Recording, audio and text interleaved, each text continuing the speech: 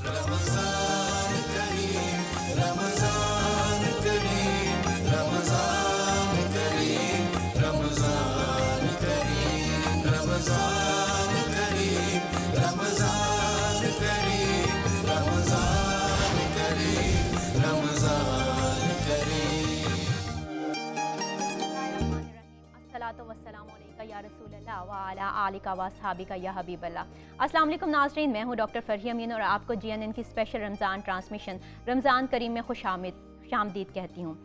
मुयस्सर किसी को हुई ना ये सादत, मुयस्सर किसी को हुई ना ये सादत, काबे में विलादत, मस्जिद में शहादत, हैदर करार, मुर्तज़ा, ज़ौजे बतूल, शेर खुदा, खलीफा चहारम, जिन्होंने 4 बरस 8 महीने 9 दिन मसनद खिलाफत पर जो जलवा फरोज रहे, लेकिन बदर से लेकर खैबर तक, ओहद से लेकर कूफा तक ना कोई जायदाद बनाई ना घर, सिर्फ ज़िंदगी एक ख़ास मकसद के तहत गुजारी। और वो मकसद क्या था कि मेरी ज़िंदगी का मकसद तेरे दीन की सरफराजी, मैं इसीलिए मुसलमान, मैं इसीलिए नमाजी।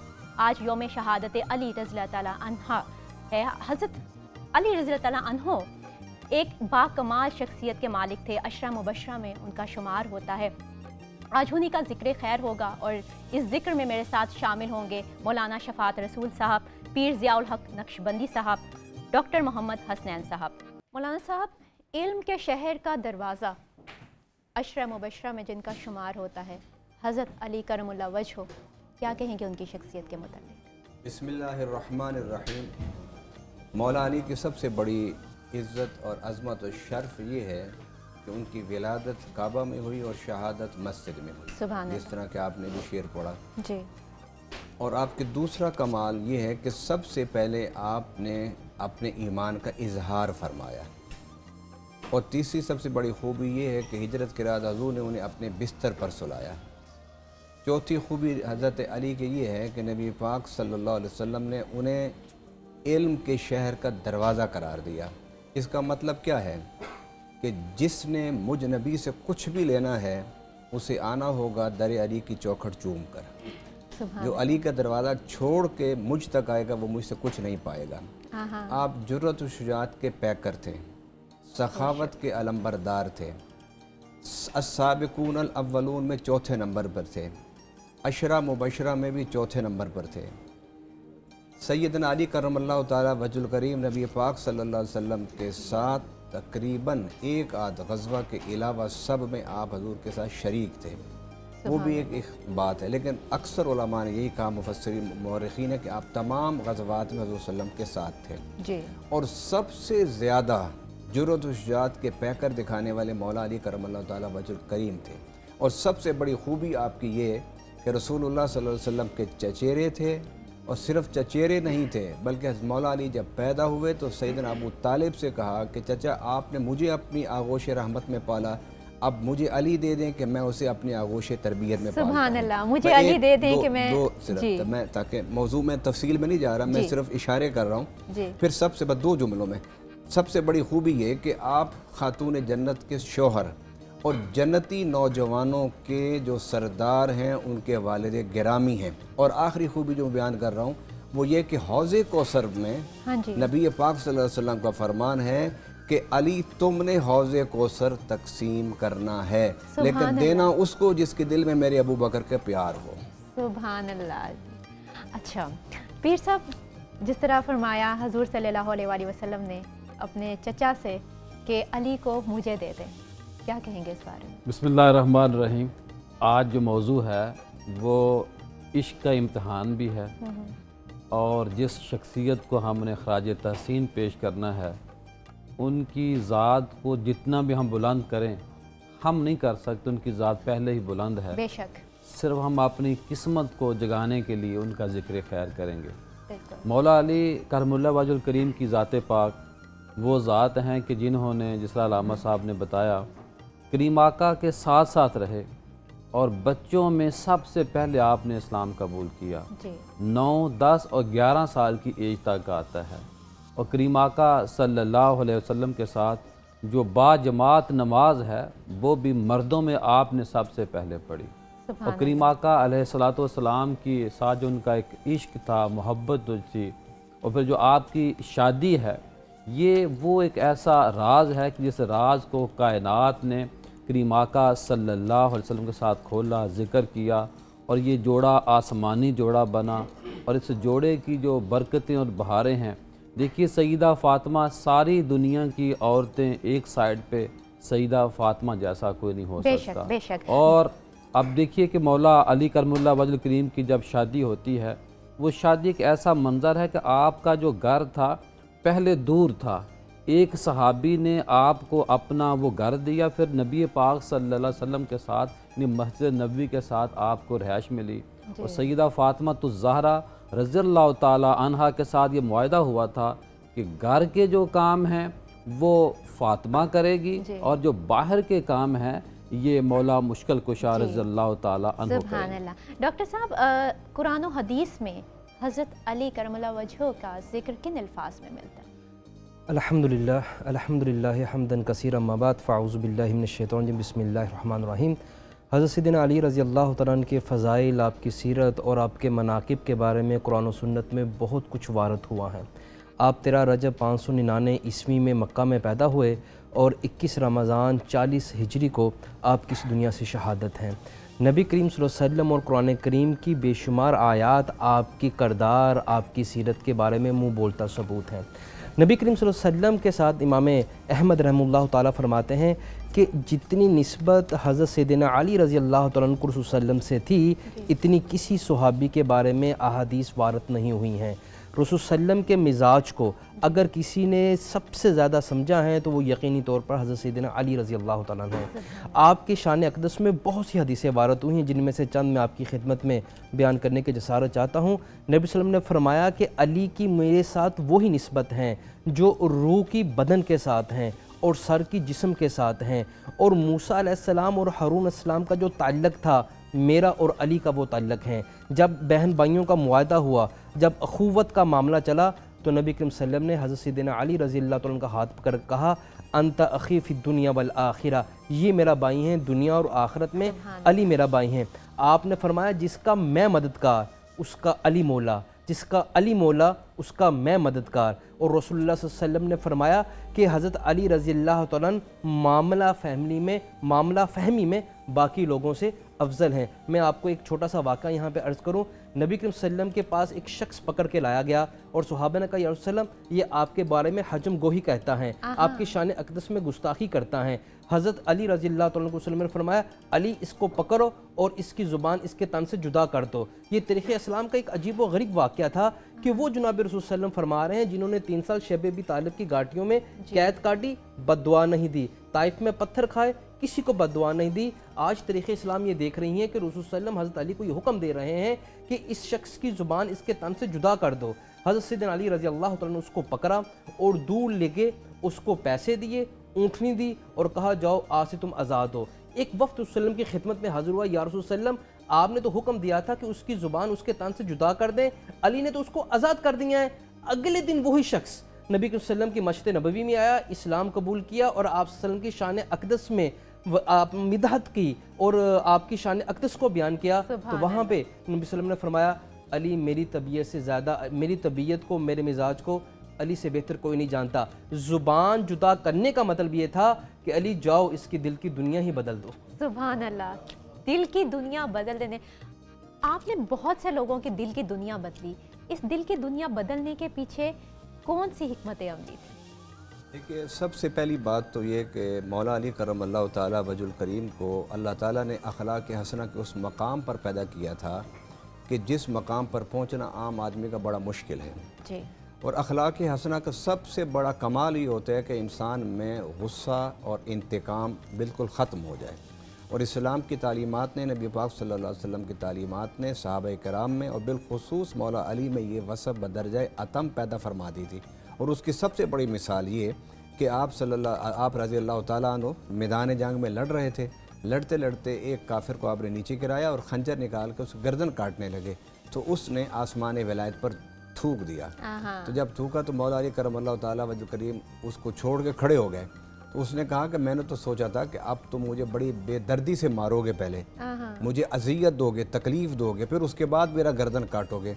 लेकिन तुम अजीब आदमी हो कि तुमने बजाय इसके कि मुझे मारने के लिए तुमने मुझे छोड़ दिया। तो मौला अली करम अल्लाह ताला वजल करीम ने फरमाया, पहले मैं लड़ रहा था अल्लाह और उसके रसूल की रज़ा की खातिर, जब तुमने ये हरकत की तो मेरा गुस्सा इसमें शामिल होने लगा। तो मैंने कहा अली, किसी एक इंसान को भी तो अपने गुस्से पर नहीं कुर्बान कर सकता, इसलिए मैंने तुझे छोड़ दिया।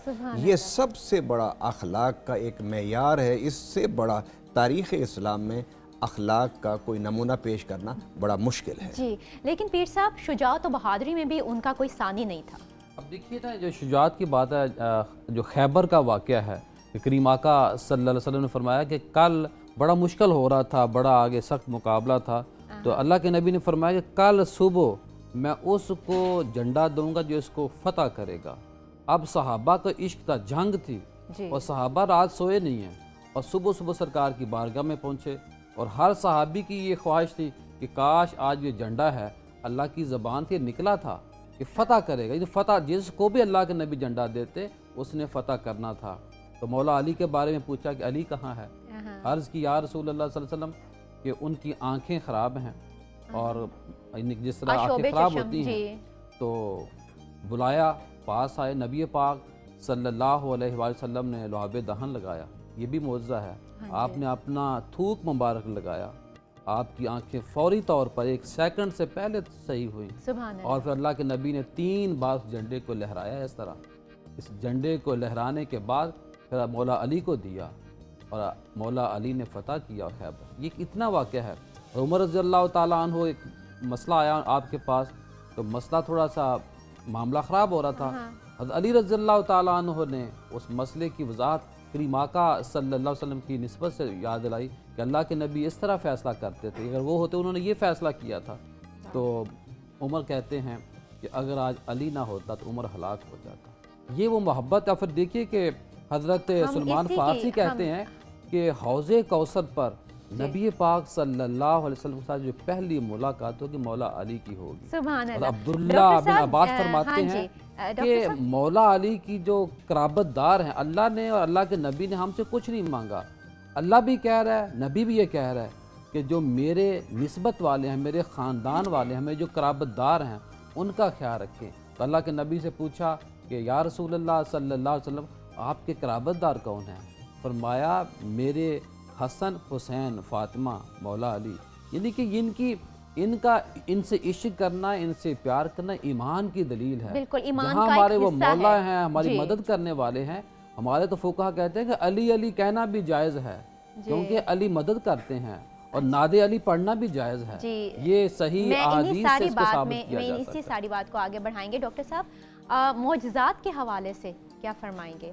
देखिए, हज़रत सैयदना अली रज़ी अल्लाह तआला अन्हु की जो निस्बत जनाब रसूल सल्लम से थी, उसका सबसे बड़ा मौजज़ा ये था कि एक सहाबी रसूल ग़ालिबन साद रज़ी अल्लाह तआला के बारे में आता है, वो आपके पास आए और कहा या रसूल सल्लम, मैं चाहता हूँ कि आप मेरे वालिद बन जाएँ। यानी कि आपने हज़रत सैयदना फ़ातिमा रज़ी अल्लाह तआला की तरफ इशारा किया। नबी सल्लम अंदर गए और हज़रत फ़ातिमा रज़ी अल्लाह से पूछा, तो अभी पूछने थे कि जिब्रील अमीन आ गए। कहा या रसूल सल्लम, फ़ातिमा के लिए अल्लाह ने अली को पसंद किया है। आपने अली को बुला भेजा और वो सारा वाक़या तरीक़े इस्लाम के अंदर महफूज हैं। जिस रात हज़रत सैयदना अली रज़ी अल्लाह तआला की शहादत हुई हैं, उससे एक दिन पहले 20 रमज़ान को आप अपनी बेटी उम्मे कुलसूम के घर थे और सारी रात सोए नहीं। आपके जो अल्फाज थे वो ये थे कि अल्लाह का वादा सच्चा है और नबी की हर बात सच्ची है। उम्मे कुलसूम फरमाती, मैंने अपने बाप को सारी रात सोते नहीं देखा और जब आप सुबह मस्जिद में गए हैं, आप सबसे पहले मस्जिद में गए हैं, यहाँ रुक कर ज़रा सोचने का ताल्लुक़ है। आप अमीरुल मोमिनीन हैं, इस्लामी रियासत के सरबराह हैं, मस्जिद के साथ ताल्लुक़ क्या है, सबसे पहले जा रहे हैं और वही दुनिया का इस उम्मत का सबसे शकी शख्स अब्दुर्रहमान इब्न मुलजिम वहाँ पे सोया हुआ था। हम इसके बाद क्या हुआ ये जानेंगे, लेकिन नाज़रीन यहाँ पे वक्त हो चुका है एक शॉर्ट ब्रेक का। ब्रेक से वापस आएंगे और इस वाक़े को मुकम्मल करेंगे।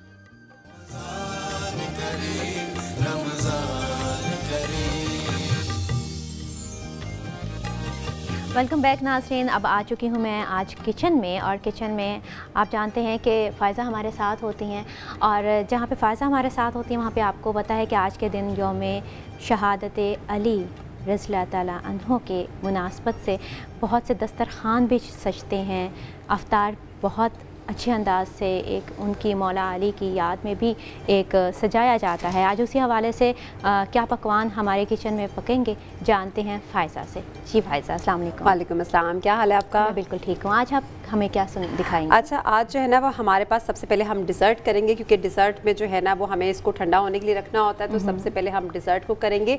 मेरे पास आज यहाँ पे पीना कोलाडा डिज़र्ट है, और आप बनाना चाहें तो इसको कप्स में भी बना सकते हैं। और सेकंड रेसिपी जो मेरे पास है वो यहाँ पे वो है बारबेक्यू बिरयानी। और बारबेक्यू बिरयानी के साथ ही हम बनाएंगे पीनट बटर शेक। तो मैं सबसे पहले क्या करूँगी, आप लोगों के साथ जो मेरे पास पीना कोलाडा डिज़र्ट है उसकी रेसिपी को शेयर कर लूँगी। और सबसे पहले मेरे पास यहाँ पे जो है ना वो कोकोनट बिस्किट्स हैं। कोकोनट बिस्किट्स के साथ ये आप एज़ रिक्वायर्ड लेंगे, जितने आपके पास ग्लास हो, आपके पास अगर जो भी आपके पास डिस्प्ले आपका बॉल हो तो उसके अकॉर्डिंग आप जो है ना वो लेंगे। मेरे पास यहाँ पे कोकोनट बिस्किट्स हैं। उसके बाद मेरे पास यहाँ पे जो है ना क्रीम चीज़ है 200 ग्राम। क्रीम चीज़ के साथ ही मेरे पास यहाँ पे कोकोनट मिल्क पाउडर है, और उसके साथ मेरे पास यहाँ पे कोकोनट मिल्क है। कोकोनट क्रीम भी ले सकते हैं आप, कोकोनट मिल्क भी ले सकते हैं। और उसके साथ ही मेरे पास यहाँ पे ऑलपर्स की विपिंग क्रीम है। अब और मेरे पास यहाँ पे लास्ट में जो है वो जेली है, ये पाइनएप्पल जेली है। आप इसमें पाइनएप्पल जेली ही ऐड करेंगे, क्योंकि ये हमारे पास पाइनएप्पल का डिज़र्ट है, तो हम पाइनएप्पल जेली ही ऐड करेंगे। तो मैं सबसे पहले क्या करूँगी, हम सबसे पहले इसकी लेयरिंग कर लेते हैं। तो मेरे पास यहाँ पे एक डिश है, तो उसके बाद आज आप करेंगे कुछ, आप लेयरिंग करेंगे, जिसका काम उसको साजे आप, लेकिन आपने भी तो सीखना है ना इसको। आप सीखें, आप घर पे जाके बनाएं इसको। मैं बिल्कुल, आप कर रही हैं, मैं सीख रही हूँ। चलें, मेरे पास यहाँ पे कोकोनट बिस्किट्स हैं और इसकी मैं लेयरिंग लगाऊंगी। अच्छा, आप इसमें लेना चाहें तो कोकोनट केक भी ले सकते हैं। कोकोनट टी केक भी आपको मार्केट से अवेलेबल होता है, तो आप वो भी ले सकते हैं। ठीक है, इसकी हमने पूरी तरह लेयरिंग कर देनी है। हाँ, पूरी तरह से हम इसको लेयरिंग करेंगे। मतलब ज़रूरी नहीं है कि हमने पूरा बिस्किट डालना है, अगर हम उसको छोटा छोटा क्रंच कर लेते हैं अगर, बिस्किट तो आप किसी भी साइज में ले सकते हैं। कोकोनट के बड़े बिस्किट हम उसके छोटे छोटे टुकड़े करके हम इसमें पूरी उसकी लेयर बना टुकड़े नहीं करेंगे हम इसमें, क्योंकि वो जो है ना वो सौगी हो जाएंगे बहुत ज़्यादा। तो बड़े होंगे पीसेस तो वो बहुत जल्दी सौगी नहीं होंगे, तो थोड़ा सा क्रंच रहेगा उसके अंदर, इसलिए हम इसमें बड़े पीसेस ही यूज़ करेंगे। ठीक है, तो जो आपके पास बड़े पीसेस हैं, कुछ बिस्किट्स होते हैं ना बॉक्सेस में टूट जाते हैं, तो आप जो है ना वो ना लगाएं, वो हम ऊपर जो है ना उसकी डेकोर में यूज़ कर लेंगे। तो मेरे पास कुछ ये टूटे हुए बिस्किट्स हैं, ये हम बाद में यूज़ कर लेंगे। अच्छा, उसके बाद मेरे पास यहाँ पे है कोकोनट मिल्क या कोकोनट क्रीम, जो आप लेना चाहें, ठीक है, जो आपको इजीली अवेलेबल हो। तो हम इसको क्या करेंगे, इसके ऊपर पोर करेंगे कोकोनट क्रीम या कोकोनट मिल्क, जो भी आप लेना चाहें। अच्छा, आप अभी कौन सा यूज़ कर रहे हैं? मैं कोकोनट क्रीम यूज़ कर रही हूँ। और क्रीम ज़्यादा बेहतर रहती है या मिल्क? दोनों ठीक है, आप दोनों यूज़ कर सकते हैं। टेस्ट का थोड़ा सा फ़र्क है। कोकोनट क्रीम जो है ये थोड़ी सी ज़्यादा स्ट्रॉन्ग है, और कोकोनट मिल्क जो है वो भी अच्छा है, लेकिन ये है कि उसको हम ज़्यादातर ड्रिंक्स वगैरह में यूज़ कर लेते हैं, इसको हम डिज़र्ट्स में यूज़ कर लेते हैं। तो मेरे पास यहाँ पे अच्छे से हम इसको सोक करेंगे, इस सारा हम इसमें डाल देते हैं। और मेरे पास यहाँ पे कोकोनट मिल्क की क्वांटिटी जो थी वो 200 ग्राम थी। अच्छा, उसके बाद इसको हम थोड़ा सा रखते हैं साइड पे। और उसके बाद मेरे पास यहाँ पे 300 ग्राम जो है ना वो विपिंग क्रीम है। 300 ग्राम विपिंग क्रीम के साथ ही मेरे पास यहाँ पे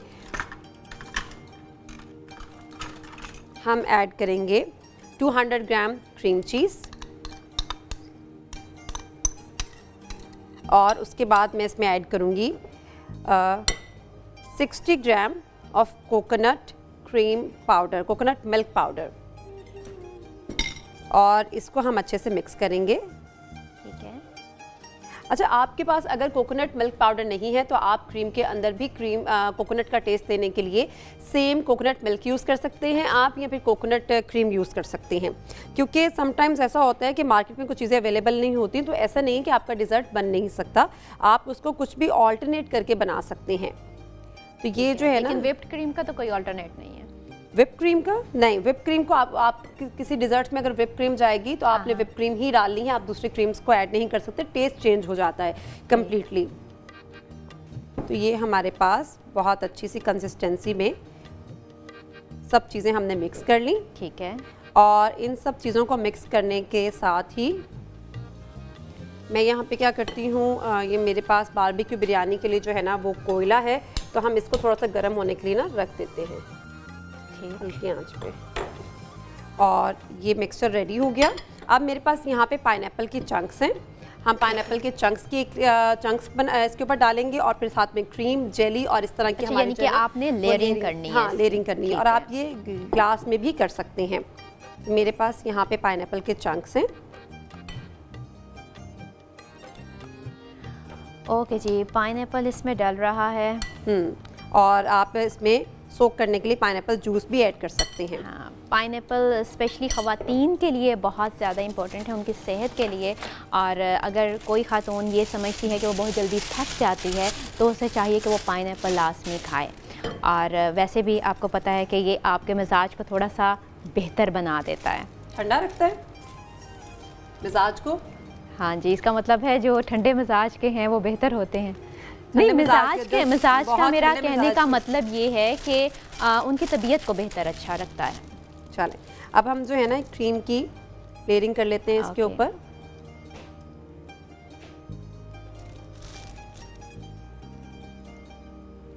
ठीक है, आप कोई भी डिज़ाइन बना सकते हैं। अगर आप डिज़ाइन बनाना नहीं चाहते तो आप सिंपल इसके ऊपर क्रीम भी डाल सकते हैं। ठीक है, एक सिंपल आपने लेयर इसके ऊपर, हाँ, सिंपल लेयर भी आप इसके ऊपर कर सकते हैं। ठीक है।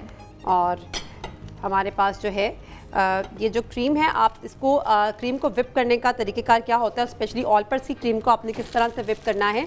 आपने इसको पहले अच्छे से चिल कर लेना है, ठंडा करने के बाद आप इसको विप करेंगे तो ये बहुत अच्छी विप होगी। बाकी जितनी भी क्रीम्स हैं ना उनका भी प्रोसीजर तो सेम होता है, लेकिन इसमें स्पेशली इसको ठंडा करना ज़रूरी होता है। जितनी अच्छी ये ठंडी होगी उतनी ही अच्छी विप होगी। और क्रीम को लगाने के बाद हमारे पास जो है ना वो जेली है। अगर जेली लगाना चाहें तो आप इसमें लेयर्स में भी जेली लगा सकते हैं। और अगर लेयर्स, लेकिन उसके लिए ज़रूरी है कि जब भी ये रेडी हो जाती है ना जेली, उसके साथ ही आप पूरी लेयर साथ ही कर दें, क्योंकि जब वो ठंडी हो जाती है इस तरह तो वो सब तरफ एक जैसी नहीं आती है। हाँ, अगर आप देना चाहें तो उसमें लेयर दे सकते हैं, लेकिन ये क्या है, लेकिन अगर आप क्यूब्स में, क्योंकि मैंने क्यूब्स किए हैं क्योंकि मुझे ऊपर भी डालने हैं क्यूब्स और थोड़े से मैं ऊपर इसकी सेटिंग के लिए मुझे ज़्यादा चाहिए था, तो हम इसको अच्छे से क्रीम कर सकते हैं। आजकल तो डिज़र्ट जार भी बहुत अवेलेबल होते हैं, आप इसी सेम डिज़र्ट को जार में भी बना सकते हैं। अच्छा, उसके बाद मेरे पास यहाँ पे जो है ना ये जेली है, हम इसके ऊपर ये जेली डालेंगे। ठीक है, आप अपनी पसंद, अपनी रिक्वायरमेंट के मुताबिक इसके ऊपर जो है ना वो जेली डाल सकते हैं, जितनी आपको पसंद हो। ठीक है। और डिज़र्ट्स में कुछ डिज़र्ट्स जो होते हैं वो जेली के साथ ही बहुत खूबसूरत भी लगते हैं, उनका टेस्ट भी जेली के साथ बहुत अच्छा आता है। और उसके बाद अगेन मेरे पास यहाँ पे पाइनएप्पल चंक्स हैं, इसके ऊपर पाइनएप्पल चंक्स ऐड करूँगी। इसका जो असल टेस्ट है ना वो इसकी क्रीम में है। इसकी क्रीम जितनी अच्छी बनी हुई होगी, जितनी चिल होगी और जितनी फ्लेवरफुल होगी, आपका डिज़र्ट उतना ही अच्छा बनेगा। और हमारे आज के जो पकवान हैं वो स्पेशली इस वजह से भी इम्पोर्टेंट हैं कि आज बहुत से घरों में मौला अली का दस्तरखान सज रहा होगा। उनकी रूह मुबारक को इसाले सवाब पहुँचाने के लिए बहुत से खाने पक रहे होंगे। अफ्तारी की जो तैयारी होती है उसमें ख़त्म, दरूद शरीफ और ये सब चीज़ें हो रही होंगी, तो हम चाहते हैं कि अच्छे से अच्छा पकवान सामने आए। उसके बाद मेरे पास यहाँ पे बिस्किट्स हैं, कोकोनट बिस्किट क्रश करके मैं इसके ऊपर ऐड करूँगी। और कोशिश करें कि ये बिस्किट्स जो हैं आप क्रश करके ही इसके ऊपर ऐड करें, जितने भी बिस्किट्स हैं आपके पास। और ये इसको अच्छे से क्रश करें और क्रश करने के बाद इसको रखें। और इस डिज़र्ट को हम अच्छे से ठंडा करेंगे, ठंडा करने के बाद फिर हम इसको सर्व करेंगे। ठीक है, हमारे पास जो है ना वो टाइम होता है, अभी हम थोड़ा सा टाइम हमें मिल जाएगा तो ये अच्छे तरीके से ठंडा हो जाएगा। चलें ठीक है। हमारी नेक्स्ट डिश कौन सी है? हमारी नेक्स्ट डिश जो है ना वो है बारबेक्यू बिरयानी। और बारबेक्यू बिरयानी के लिए मैंने थोड़ी सी वर्किंग इसमें पहले की थी, और वर्किंग जो है वो मेरे पास ये थी कि मैंने चिकन की मैरिनेशन की थी। चिकन की मैरिनेशन मैंने क्या किया था, 1 किलो चिकन लिया था और 1 किलो चिकन के अंदर मैंने 4 टेबलस्पून योगर्ट ऐड किया, 2 टेबलस्पून मैंने इसमें विनेगर ऐड किया। अच्छा, आप विनेगर क्यों यूज़ कर रही हैं? चिकन को टेंडर करने के लिए यूज़ किया जाता है।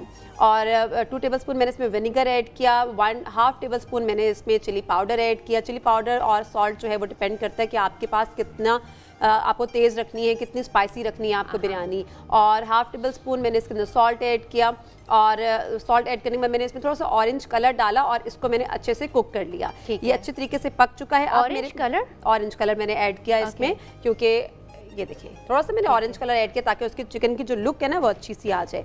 अब मेरे पास जो है ना वो यहाँ पे, क्योंकि मैंने हमेशा देखा है कि चावलों में हम फूड कलर यूज़ करते हैं, अच्छा चिकन में भी होते हैं? हाँ, चिकन में भी ऐड करते हैं हम। अच्छा, इसके बाद मेरे पास यहाँ पे चिकन जो है ना वो कुक है। थोड़ा सा ब्रेड या रोटी का पीस आप रख दीजिएगा ताकि आप जो है ना वो कोयला जब रखें तो वो कोयला उसके ऊपर रखा जाए। हम ब्रेड का पीस भी रख सकते हैं, हम सलाद का पत्ता भी इसके ऊपर रख सकते हैं, और फिर हम उसके ऊपर कोयला, रोटी भी आप रख सकते हैं। और फिर मेरे पास यहाँ पे थोड़ा सा पहले भी मैंने कोयले को गर्म कर लिया था, और एक कोयला अच्छे से आपने गर्म करना है। गर्म करने के बाद हम इसके ऊपर रखेंगे, थोड़ा सा डालडा कुकिंग ऑयल डालेंगे और इसको अच्छे से स्मोक देंगे ताकि सारे चिकन के अंदर जो है ना वो फ्लेवर आ जाए। ठीक है, तो ये हमारा कोयला गर्म हो चुका है।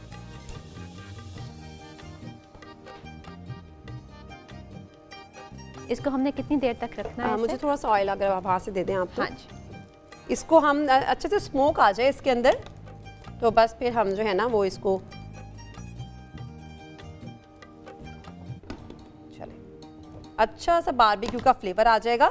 तो जब फ्लेवर आ जाएगा फिर हम इस पे बाकी करेंगे। अच्छा, मेरे पास यहाँ पे जो है ना वो बिरयानी की बाकी वर्किंग मैं आपके साथ शेयर कर देती हूँ। मैंने जो है ना बिरयानी का मसाला बनाया था, तो आपके साथ बिरयानी के मसाले की रेसिपी को भी शेयर करती हूँ। मेरे पास यहाँ पे 400 ग्राम जो है वो अनियन था। अनियन को मैंने थोड़ा सा अच्छे से ब्राउन किया। ब्राउन करने के बाद मैंने इसके अंदर डाला है 4 से 5 टमाटर। आप 250 ग्राम टमाटर ऐड कर सकते हैं। और उसके बाद मैंने इसमें ग्रीन चिलीज़ ऐड की। ग्रीन चिलीज़ को ऐड करने के बाद मैंने कितनी ग्रीन चिलीज़ इसमें ऐड की हैं? 5 to 10 मैंने इसमें ग्रीन चिलीज़ ऐड की हैं। लेकिन अगर तो वो बहुत तीखी ना हो, अगर तो बहुत तेज़ मिर्च है तो आप इसमें ले सकते, थोड़ी कम कर लीजिएगा। अदरवाइज़ मेरे पास थोड़ी सी मोटी मिर्च थी तो मैंने इसमें 4 से 5 ऐड की। टमाटर जब अच्छे तरीके से जो है ना वो नरम हो जाएगा फिर मैंने इसके अंदर जो है ना वो योगर्ट का मिक्सचर ऐड किया। उस योगर्ट के मिक्सचर के अंदर मेरे पास 1/2 टेबलस्पून लाल मिर्च का पाउडर था, 1/2 टेबलस्पून मेरे पास सॉल्ट है, 1/2 टेबलस्पून ही मेरे पास कोरिएंडर पाउडर था, 1/2 टेबलस्पून क्यूमिन पाउडर है, 1/2 टेबलस्पून गरम मसाला। और इसको डालने के दही के अंदर डालने के बाद मैंने इसको तकरीबन 10 से 15 मिनट के लिए मैंने इसको पकाया। जब ये अच्छे से पक गया है तो ये मसाला मेरे पास जो है ना वो रेडी है। क्योंकि यहाँ पे टाइम की शॉर्टेज होने की वजह से जो है ना हम इसको पहले से प्रेप किया ताकि आपके सामने हम इस पूरी रेसिपी को बना सकें। और इसको अच्छे से आपने कुक करना है जब तक इसका कोयले का दम हो जाता है। फिर हम इसके अंदर इसको ऐड करेंगे और दोबारा से हम इसको थोड़ा सा पकाएंगे। और पकाने के बाद फिर हम इसको दम पे लगाएंगे। और अपने जो है ना राइस बॉईल करने, मेरे पास ये 1 kg की रेसिपी है। आप चाहें तो आप इसको डबल भी कर सकते हैं, चाहें तो आप इसको हाफ भी कर सकते हैं।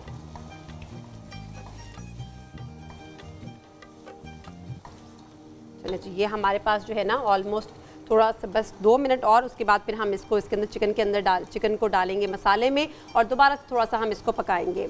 चलिए ठीक है, जब तक ये होता है तब तक हम ले लेते हैं एक शॉर्ट ब्रेक। सो मिलते हैं इस ब्रेक के बाद।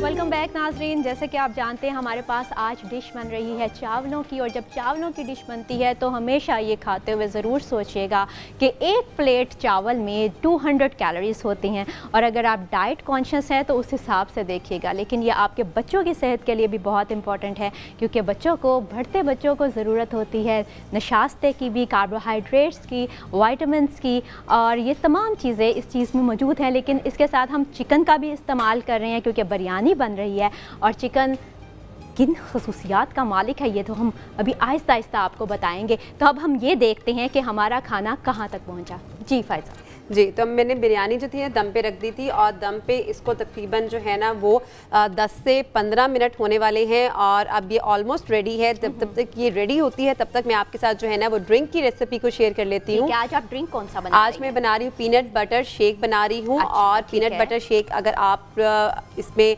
क्योंकि जो पीनट बटर होता है ये 3 तरह के मार्केट में अवेलेबल होते हैं। एक जो है ना जिसमें चंक्स होते हैं पीनट्स के, एक स्मूथ और एक क्रीमी। आप तीनों में से कोई भी यूज़ कर सकते हैं। अच्छा। तो मेरे पास जो यहाँ पे तो हमारे पास इसका मतलब है कि हम फुल, हमें छुट्टी है कि हम किसी भी किस्म का यूज कर सकते हैं। कोई भी यूज कर सकते हैं आप इसमें जो है ना, ठीक है, फिर हम स्टार्ट करते हैं। तो मेरे पास जो है ना वो यहाँ पे आइसक्रीम है, वनीला आइसक्रीम, जो कि मेरे पास है 4 स्कूप।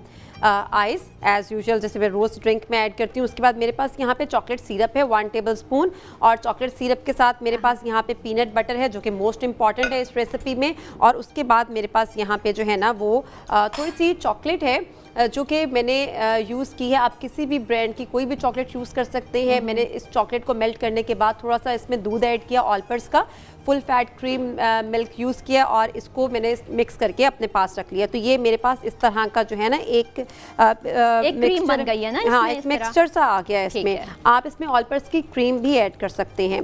तो ये मेरे पास अच्छा, अगर हम ऑलपर्स के दूध की बजाय इसमें ऑलपर्स की क्रीम ऐड कर दें तो मेरे ख्याल में ये ज्यादा बेहतर है। हाँ, क्योंकि कन्वीनियंट दूध भी रहता है, कन्वीनियंट क्रीम भी रहती है, लेकिन ज्यादा टेस्टी टेस्ट जो है ना वो क्रीम से ज्यादा अच्छा आएगा। लेकिन आप दोनों में से कोई भी इस्तेमाल कर सकते हैं। इसके बाद मेरे पास यहाँ पे जो है ना हम सबसे पहले ऐड करेंगे आइसक्रीम ऐड करेंगे। ठीक है, ये हमने 4 स्कूप लिए हैं, और 2 कप इसके अंदर जो है ना वो मैं दूध ऐड करूंगी, ऑलपर्स का फुल फैट। ठीक है। और आइसक्रीम के बारे में कहा जाता है कि ये मिजाज को बहुत खुश कर देती है, और आइसक्रीम गर्मियों का एक तरह के कहते हैं ना कि एक सौगात है। हम सर्दियों में इतनी आइसक्रीम नहीं खाते जितनी गर्मियों में खाते हैं, और बच्चों की तो मोस्ट फेवरेट होती है। और मोस्ट फेवरेट क्यों ना हो, मीठी भी है, ठंडी भी है। और जहाँ पे हम मशरूबात की बात करते हैं तो आइसक्रीम उसका बहुत हद तक एक हिस्सा बन जाती है। और वो इस वजह से कि हमारे बहुत से ऐसे ड्रिंक्स हैं जो यहाँ पे हम आपको बनाना सिखाते हैं, उसमें क्या होता है कि हम आइसक्रीम का इस्तेमाल लाजमी करते हैं, लेकिन हम इसमें ये भी ऑप्शंस आपको देते हैं कि आप वनीला यूज़ कर सकते हैं, आप पिस्ताशियो यूज़ करते हैं, जो फ्लेवर आपको पसंद है आप उस तरह की ड्रिंक बना सकते हैं, आइसक्रीम वो यूज़ कर सकते हैं। जी, हमने आइसक्रीम इसमें ऐड की है। उसके बाद यहाँ पे मेरे पास यहाँ पे 2 टेबलस्पून पीनट बटर है। पीनट बटर बहुत सॉल्टी होता है, अगर आप इसको ज्यादा ऐड करेंगे ना तो ये शेक जो है ना पूरा सॉल्टी हो जाएगा। अच्छा, तो इसलिए आपने इसके अंदर जो है ना 2 टेबलस्पून ऐड करना है, बाकी आप अपने टेस्ट के अकॉर्डिंग ऐड कर सकते हैं। लेकिन जहाँ पे वो थोड़ा सा सॉल्टी, वहाँ पे हमें थोड़ा थोड़ा कड़वा भी लगता है। अगर हम खाली पीनट बटर ब्रेड के ऊपर लगा के खाएं तो हमें हल्का हल्का सा ना उसमें एक कड़वाहट भी महसूस होती है, इसलिए तो हमने आइसक्रीम डाल दी ना, क्योंकि अपने अपना टेस्ट बर्ड्स होते हैं। और उसके बाद मैं इसमें चॉकलेट सॉस ऐड कर रही हूँ 1 टेबलस्पून। ठीक है, यानी उसकी मिठास को बढ़ाने के लिए। और उसके बाद मेरे पास यहाँ पे मिल्क चॉकलेट है, जिसमें मैंने थोड़ा सा दूध डाल के इसको पेस्ट सा बनाया था इसका। हाँ, और ये वही पेस्ट है जिसके बारे में हम आपको कहते हैं कि आप इसमें ऑलपर्स की क्रीम भी इस्तेमाल कर सकते हैं, क्योंकि उससे और ज़्यादा जायका इन्हांस होता है। उसके बाद मेरे पास यहाँ पे जो है ना वो बर्फ़ है। ठीक है, बर्फ़ वो कहते हैं ना हस्बे मंशा हस्बे जायका तो खैर नहीं कहूँगी कि आपको पता है जितनी ज़्यादा ठंडी चीज़ हो तो हम बर्फ़ इतना, हमने आइसक्रीम भी इस्तेमाल की है और हम इसमें बर्फ़ भी डाल रहे हैं, दूध का भी इस्तेमाल कर रहे हैं, आइसक्रीम का भी इस्तेमाल कर रहे हैं। और ये तो फुल ऑफ जो है ना वो हेल्थ के हिसाब से अगर बात करें तो इसमें आइसक्रीम यूज़ हो रही है, और 1 कप आइसक्रीम में 100 कैलोरीज होती हैं, इसलिए ज़रा ध्यान से देखिएगा कि आप इसमें कितनी ज़्यादा कैलोरीज ले रहे हैं। हाँ जी, इसको जो है ना अच्छे से हम इसको शेक कर लेते हैं। ठीक है,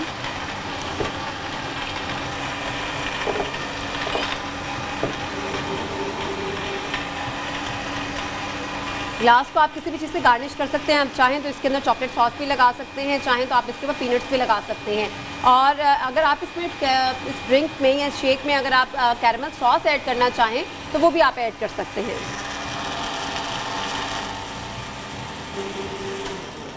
मेरे पास बहुत यमी सा जो है ना वो हमारा ड्रिंक ये रेडी हो गया है, पीनट बटर शेक।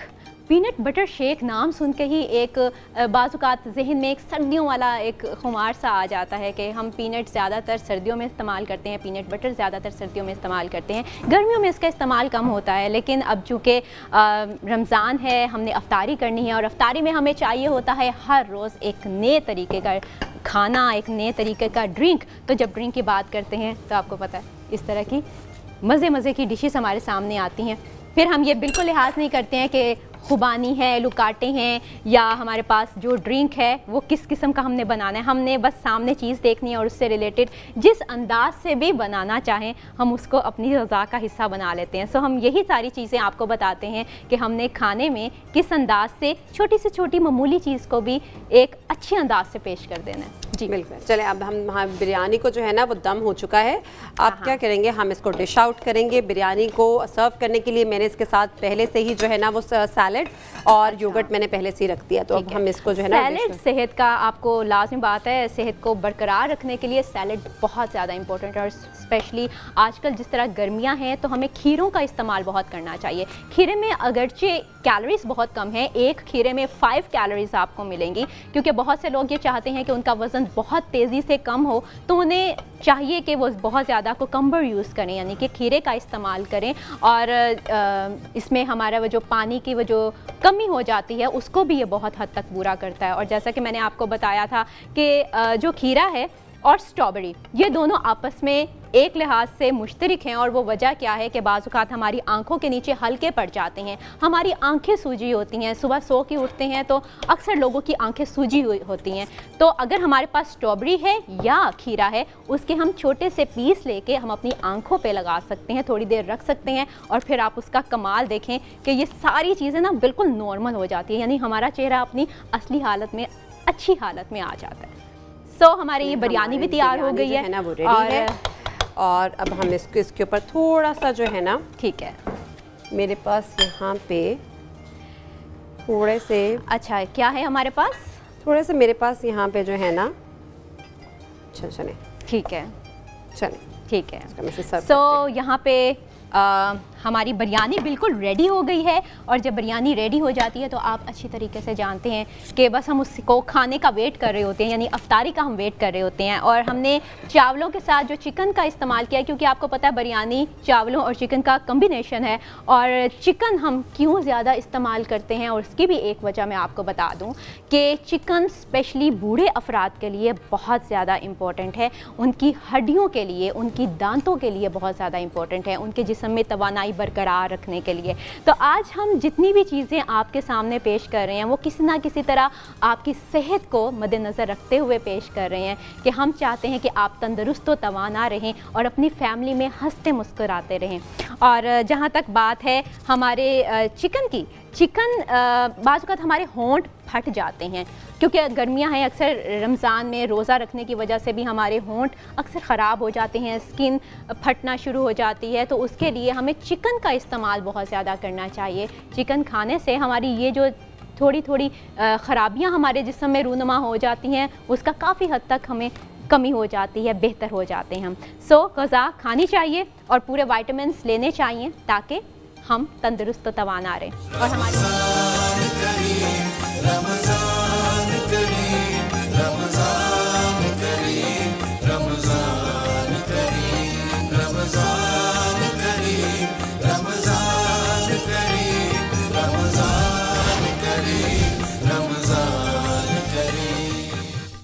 नहमदुहु व नुसल्ली अला रसूलिहिल करीम, अम्मा बाद फ़ाउज़ु बिल्लाहि मिनश शैतानिर रजीम, बिस्मिल्लाहिर रहमानिर रहीम।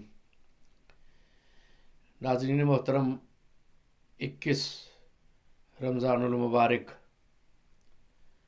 हज़रत अली करमल्लाहु वजहुल करीम का यौम शहादत है।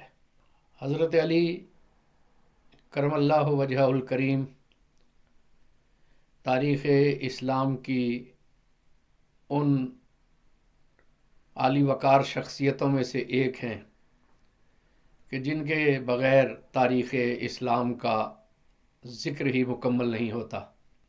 नबूवत के बाद हर वो फ़जीलत जो अल्लाह रब्बुल इज़्ज़त की बारगाह में तक़र्रुब और महबूबियत का ज़रिया है, हज़रत अली करमल्लाहु वजहुल करीम को हर वो फ़जीलत हासिल है। और बहुत सी फ़जीलतें ऐसी हैं जिनमें आप शायद पूरी कायनात में मुनफरिद हैं। हज़रत अली करमल्लाहु वजहुल करीम हुज़ूर अनवर सल्लल्लाहु अलैहि वाली वसल्लम के चचा हज़रत अबू तालिब के फ़र्ज़ंद अर्जुमंद हैं। हुज़ूर अकरम सल्लल्लाहु अलैहि वाली वसल्लम की बेसत मुबारका हुई तो आपकी उम्र अज़ीज़ 8 बरस है और एक रवायत के मुताबिक 9 बरस है। बहरहाल अभी सिगर सीनी का आलम है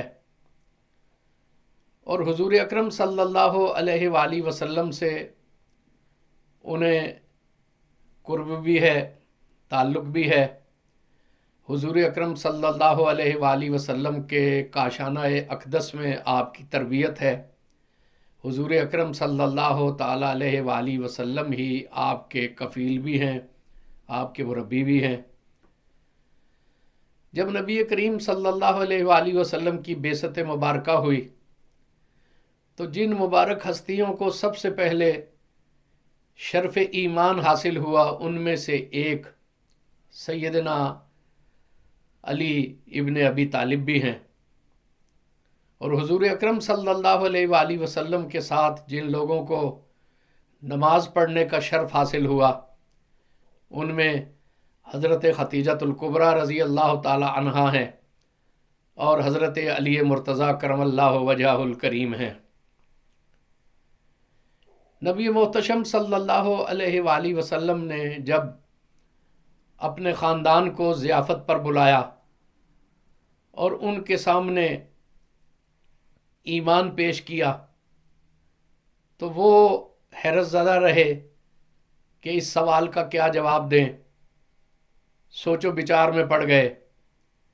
लेकिन एक नौजवान जो अभी पूरी तरह जवान नहीं है, उन फमाने शबाब के आसार शुरू हुए हैं, वो खड़ा होता है और कहता है कि मैं अली इब्न अबी तालिब हूँ और रब्बे काबा व बता की कसम शर्क और गरब भी अगर आपके मुखालिफ हो जाएंगे तो अली आपका साथ नहीं छोड़ेगा। अली मुर्तज़ा करमल्लाहु वजहुल करीम ने उस वक्त ये भी कहा कि अगरचे मैं आशोबे चशम में मुस्तकिलन मुब्तला रहता हूँ, मेरी टांगें भी कमज़ोर हैं, लेकिन किसी भी हालत में मैं आपका साथ नहीं छोड़ूंगा। ये देखिए अल्लाह रब्बुल इज़्ज़त की कुदरत की क्या करिश्मा साजियाँ हैं जो अली कह रहे हैं कि मैं तो आशोबे चश्म में मुब्तला रहता हूँ। उस अली को अल्लाह करीम ने दीदाए बीना अता किया और वो शरह सदर अता किया कि उससे फैज़ के चश्मे जारी हो गए।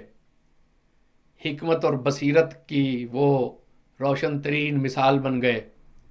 जो अली कह रहे हैं कि मेरी तो टांगें कमज़ोर हैं, अल्लाह रब्बुल इज़्ज़त ने उन्हें जुर्रत व इस्तिकामत का सबसे रोशन इस्तिआरा बना दिया और फिर किसी भी कारज़ार में अली मुर्तज़ा करमल्लाहु वजहुल करीम के पाए सबात में कभी लग़ज़िश नहीं आई। उस वक्त हुज़ूर अकरम सल्लल्लाहु अलैहि वसल्लम का साथ देना कोई मामूली बात नहीं थी, लेकिन अली पूरी इस्तिकामत से नबी करीम सल्लल्लाहु अलैहि वसल्लम के साथ रहे। आपकी शान का एक बहुत बड़ा ज़हूर उस वक्त हुआ जब नबी मोहतशम सल्लल्लाहु अलैहि वसल्लम को हिजरत का हुक्म हुआ और हुज़ूर अकरम सल्लल्लाहु अलैहि वसल्लम ने उन्हें अपने बिस्तर पर इस्तिराहत फरमाने का हुक्म दिया। उसकी दो वजूहात थी। एक तो ये कि अगर बाहर से कुफार झांकें तो उन्हें महसूस हो कि बिस्तर पर कोई दराज है, और दूसरा ये कि उस जाने ईमान व दयानत के पास मक्का वालों की अमानतें थीं। उनका किरदार ये है कि वो हिजरत की शब बराहना तलवारें सौंत कर घर के बाहर आपका इंतज़ार कर रहे हैं कि ये निकलें तो चश्मे ज़दन में हमला करके इन्हें शहीद कर दें। और इनका किरदार ये है कि ये अपने अमजाद की ड्यूटी लगा रहे हैं कि अली तुमने मेरे बाद इन जान के दुश्मनों की अमानतों को लौटा कर वापस आना है। अल्लाह अकबर, ये एक नबी का रोशन किरदार है। हज़रत अली करमल्लाहु वजहुल करीम ने अपने इन फ़राइज़ को बखूबी अदा किया और सुबह के बाद जब दुश्मनों ने पूछा कि अल्लाह के रसूल सल्लल्लाहु अलैहि वसल्लम कहाँ गए, तो उन्होंने बड़ी बेखौफी से उनसे इस्तफसार किया कि क्या तुमने उन्हें मेरे हवाले किया था जो मुझसे पूछ रहे हो कि वो कहाँ हैं। फिर उन्हें भी हिजरत का शर्फ हासिल हुआ। नबी मोहतशम सल्लल्लाहु अलैहि वसल्लम ने उन्हें एक बहुत बड़ा एज़ाज़, एक मुनफरिद एज़ाज़ यूँ भी अता फरमाया कि मवाख़ात हुई, महाजिरीन और अंसार को आपस में भाई भाई बनाया गया। और हुज़ूर अकरम सल्लल्लाहु अलैहि वसल्लम ने इरशाद फरमाया कि अली दुनिया और आखिरत में मेरा भाई है। ये एक लतीफ़ इशारा ये भी था कि एक अंसारी और एक महाजिर आपस में भाई बन रहे थे। हुज़ूर अकरम सल्लल्लाहु अलैहि वसल्लम ने ख़ुद को अब मदीने वाला करार दिया और हज़रत अली करमल्लाहु वजहुल करीम से मवाख़ात कायम की। हुज़ूर अकरम सल्लल्लाहु अलैहि वसल्लम के जितने भी ग़ज़वात हुए उनमें अली मुर्तज़ा करमल्लाहु वजहुल करीम सिर्फ नुमाया नहीं बल्कि नुमाया तरीन हैं। बदर में मुबारज़त हुई तो हज़रत हमज़ा, हज़रत अली और उबैदा इब्न हारिस हुज़ूर अकरम सल्लल्लाहु अलैहि वसल्लम के हुक्म पर आगे बढ़े और कामयाब हुए। उहद में तलहा इब्न अबी तलहा, कुरैश का अलमबरदार, वो आगे बढ़ता है। वो नहायत ही नामवर पहलवान है, दावत मुबारज़त देता है। हज़रत अली करमल्लाहु वजहुल करीम आगे बढ़कर उसकी दावत को कबूल करते हैं और एक ऐसा वार उस पर करते हैं कि वो अपनी सवारी से गिर पड़ता है। फिर आप वापस आ गए। लोगों ने कहा कि एक वार और कर देते तो वासिले जहन्नुम हो जाता। आप वापस आ गए। आपने इरशाद फरमाया कि जब वो सवारी से गिर रहा था तो उसका सतर बरहना हो गया था। मुझे हया महसूस हुई कि मैं ऐसे दुश्मन पर वार करूं, लेकिन जो वार मैं उस पर कर आया हूं वो उसे बचने नहीं देगा। और ऐसा ही हुआ। खंदक के मार्के में अमर इब्ने अब्द वुद ने दावत मुबारज़त दी तो अली आगे बढ़े। और एक एज़ाज़ उस वक्त आपको ये भी हासिल हुआ कि नबी करीम सल्लल्लाहु अलैहि वसल्लम अल्लाह से दुआ कर रहे हैं कि ए अल्लाह करीम, बदर में तूने मेरे अज़ीज़ उबैदा बिन हारिस को कबूल फरमा लिया, उहद में मेरे अज़ीज़ हमज़ा ने तेरी बारगाह में अपनी कुर्बानी पेश की। अब खंदक में अली आगे बढ़े हैं। अली को मेरी खातिर आज कामयाब करना, कामरान करना और इसे मेरे लिए ज़िंदा रखना। सुभान अल्लाह। अमर इब्ने अब्द वुद ने कहा कि मैंने 2 कसमें खाई हैं। अमर इब्ने अब्द वुद को हज़रत अली करमल्लाहु वजहुल करीम ने कहा कि सुना है कि तुमने ऐलान किया है कि कोई कुरैशी मुझसे 2 सवाल करेगा तो एक ज़रूर पूरा करूँगा। उसने कहा इसी तरह है। आपने फरमाया ईमान कबूल कर लो। उसने कहा यह नहीं हो सकता। आपने कहा फिर मुझसे लड़ो। उसने कहा यह भी नहीं हो सकता। क्यों? कि तुम्हारे वालिद मेरे बहुत गहरे दोस्त थे। आपने फरमाया कि नहीं, अपने कौल पर रहो। मुकाबला हुआ। हज़रत अली करमल्लाहु वजहुल करीम कामयाब हुए। फिर इसी तरह हुज़नैन में, हवाज़न में आप नुमाया तरीन रहे। फ़तह मक्का में नुमाया तरीन रहे। हुदैबिया में आपकी शान मोहब्बत का इजहार हुआ। हुज़ूर अकरम सल्लल्लाहु अलैहि वसल्लम के हुक्म फरमाने पर आप मुआहिदा लिख रहे थे। कुरैश ने एतराज़ किया कि आपने मोहम्मद रसूलुल्लाह क्यों लिखा है, मोहम्मद बिन अब्दुल्ला लिखें। नबी करीम सल्लल्लाहु अलैहि वसल्लम ने हज़रत अली से फरमाया कि उनकी बात मान लो। आपने अर्ज़ की कि या रसूलल्लाह, मुझसे ये नहीं हो सकता कि मैं आपका इसमें ग्रामी मिटा दूं और महव कर दूं। हुज़ूर अकरम सल्लल्लाहु अलैहि वसल्लम ने मुस्कुराकर ख़ुद अपने इसमें ग्रामी को महव कर दिया और कहा कि अब इसके ऊपर मोहम्मद बिन अब्दुल्ला लिखो सल्लल्लाहु अलैहि वसल्लम।